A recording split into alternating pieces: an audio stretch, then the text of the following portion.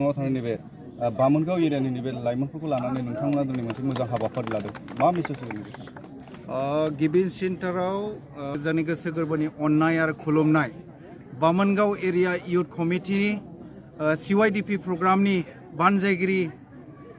जानानै बे कमिटिनिफ्राय गोजोननाय गाहाम हामलायनाय अननाय आरो सिबिनाय साफ्रोमनिसिमबो जों जासिग्रोदों बिसेस दिनै बे प्रग्रामा जोंना 9 तारिख थांनाय 9 तारिखनिफ्राय लानानै दिनैसिम सोलिगासिनो दं इन्टायर BBC हिसाबै जोंहा 12टा स्टेशनाव 12टा एरियायाव बे प्रग्रामा सोलिगासिनो दं आरो जों खबर मोननाय बादियाव नियार एबाउट 4,000 जनसो लाइमोनफ्रा उन्दै आरो लाइमोनफोर बे प्रग्रामाव बाहागो लानानै दिनैसिम सोलोंगासिनो दं दिनै जोबथा दिन आरो बेबादि जोंनि बे बामोनगाव एरिया हिसाबै जोङो जोंनि इनरलमेन्ट बादियै जों मोनदों नियार एबाउट 700 जन गथ'फ्रा बेवहाय बाहागो लानानै बेबादि मोजां प्रग्रामाव बाहागो लागासिनो दं खननाय दामनाय देनाय मोसानाय बेबादि इसोरखौ बाख्नायनाय बेबादि मोजां मोनसे प्रग्रामनि गेजेरजों जोंनि लाइमोनफ्रा उन्दै गथ'फ्रा सोलोंनो हागासिनो दं दिनै जोबथा दिन जों फोथायदों बे प्रग्रामनि दारै जोंनि गोबां बेबादि मोनसे लेसनखौ मोनगोन आरो बे मोनसे परिबेसखौ लानानैनो बे प्रग्रामखौ जोङो एरेन्जमेन्ट खालामनाय जादों नोंथांमोना सानबासो प्रग्राम खालामबाय बिनि मेनेजमेन्टखौ बबेनिफ्राय नोंथांमोना मेनेज खालामो जोङो एरिया हिसाबैनो जोंहा बामोनगाव एरिया हिसाबै जोंहा नियार एबाउट 25टासो मण्डली दङ फेल'शिप आरो मण्डली जोङो बिथांमोननि वेल विचार्सफोरनिफ्रायनो जोङो थोजासे बेबायदि डनेसनफोरखौ जों मोनो आरो सोरबाया बेबायदिनो अमा हरो सोरबाया माइरं बेबायदि गावनि दंनायनिफ्रायनो बेबायदि अंगिकारफोरखौ होलायनानै बे प्रग्रामखौ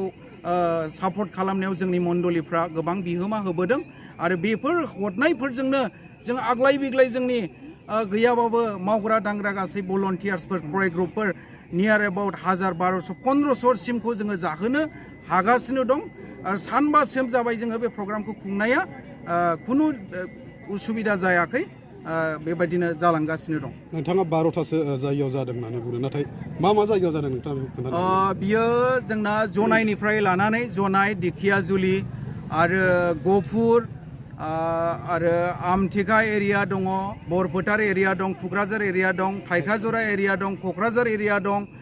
वेस्ट बेंगलाव दं जोंहा नेपालाव दं जोंहा आदिबासिनिफ्राय गेजेराव जादों दुर्गापुर बेंटलाव आरो नेपालिफोरनिफ्राय जोंहा दादगारियाव जादों आरो सरलपारायाव जादों गासै 12टासो स्टेशनाव बे प्रग्रामा सोलिगासिनो थारैनो नैबे हाबाफारियाव मा गथ'फोरखौ थुलुंगा होनायनि हाबाफारि लादों जोङो बिसेस दानि लाइमोनफोरखौ जोङो नुबाय थादों गोबां लाइमोनफ्रा माने लोंनाय जानायजों माखासे गाज्रि परिबेसफोरजों गोबां गोग्लैसोनानै थानायखौ जों नुबाय थादों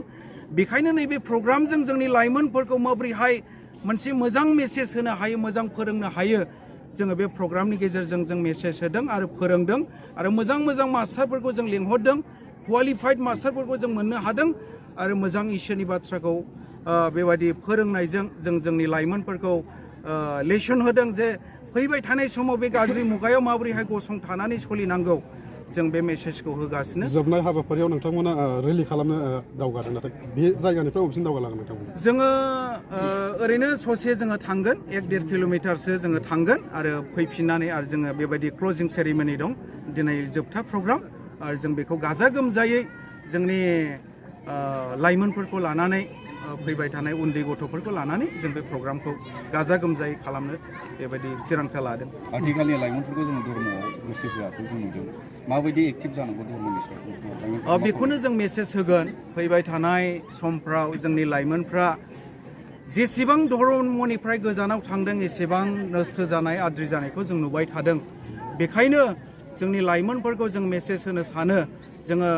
निस्सय जोंनि धर्मआव जोंनि लाइमोनफ्रा सिगांग्रोनांगौ अब्लासो जोंनि भबिष्यत जोंनि इयुना बेजों फैफागोन जों बेखौ गेदेर मिजिंथियो आरो बेबादिनो जोंनि सोलोंथाइखौ बेबादिनो आरो मोजांसिन लालांनो हागोन बे मेसेजखौ जोङो होनो गोसो जादों बेबायदि हाबाफारिखौ बोसोरफ्रोमबो लानाय जायो जोङो बोसोरफ्रोमबो लानाय जायो बे हाबाफारिखौ आरो बेबादिनो गोबां लाइमोनफ्रा बेनिफ्राय बेबायदि मोनसे जोङो एग्जाम्पलखौ नुबोबाय थादों बे प्रग्रामनि गेजेरजों बिराद इनकारेज मोननानै जोंनि लाइमोनफ्रा फरायनायाव आरो माखासे एक्टिभिटिसफ्राव आवगायनायखौ जोङो नुबाय थादों बेबायदि हाबाफारि खुंनो माबायदि प्रिपेरेसननि गोनांथि जायो नोंथांमोना जोङो बे प्रग्रामनि थाखाय जोङो 6 माससोनि गेजेरावनो जोङो प्रिपेरेसन खालामबाय थायो जोंनि फाइनान्सियेल माबाखौ लानानै नियार एबाउट 6-7 लाखसो इस्टिमेट जोङो लानानै बे प्रग्रामनि थाखाय प्रिपेरेसन खालामो एडभान्सनो आरो जोंनि पेरेन्ट्स कमिटि महिला कमिटि साफ्रोमबोनि बेबायदि मोनसे उत्साह एनकारेज होनायाव जोङो बे प्रग्रामखौ खुंनायाव जोङो मोनसे मोजां सहसै खुंनो हानाय परिबेसखौ जों नुबाय थादों मोनबोबाय थादों सिगां बासायगिरि आफादखौ आं हाजासे हामबायदों आरो नैथियाव हामबायदों बेवहाय जेसेबांनाखि नुजाफैनाय बयखौबो आंनि गोसो सिंनिफ्राय हामबायनाय जासिबाय नोंथांमोननि फिसाफोरखौ लानानै उन्दै गथ'फोरखौ लानानै मोनसे मोजां हाबाफारि बानायदों माबायदि गोजोननाय दं नोंथाङा सासे गार्जेन हिसाबै ओरैबायदि गोजोननाय जोंनि गोसोआव दङ जोङो सासे बिमा जानानै जों गाव गावनि गथ'फोरखौ लानानै ओरैबायदि मोनसे गोसोआव गोजोननाय जोंहा दं मानो होनोब्ला जों गामियावनो ओनसोलावनो जोंहा मोनसे बेबायदिनो मोजांथार बेबायदि सहभागिता लाहोनो थाखाय जों मोनसे खाबु मोनदों मानो होनोब्ला दानि बे परिबेसखौ नायनानै गथ'फोरखौ जोङो माब्रैब्ला जों मोजां लामायाव आगान होनो हागोन जोंनि गथ'फोरखौ माब्रैब्ला जोङो माने सासे आबुंसार गथ'फोर जों दाखांनो हागोन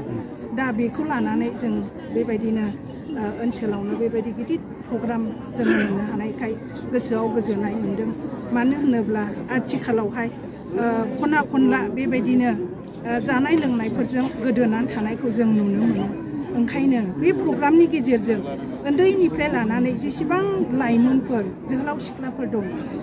गासैबो बेयावहाय ज' बाहागो लानानै बेबायदि इसोरनि बाथ्राफोरखौ सोलोंनो मोननायखाय जों जोबोद गोजोननाय दं जाय उन्दै गथ'फ्रा बेवहाय बाहागो लाबाय बिथांखौ मा खावलायगोन जे बे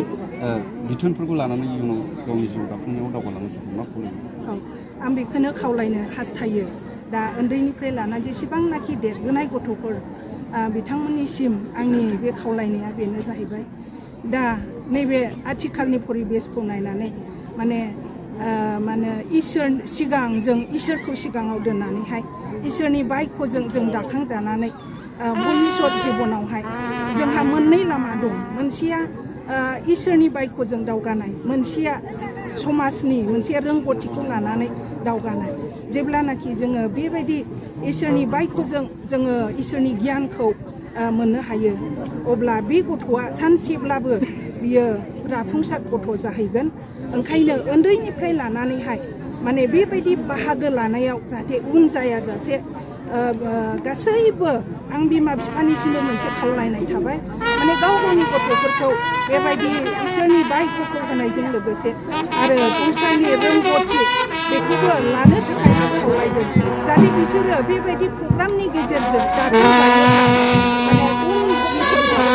निस्सय साफा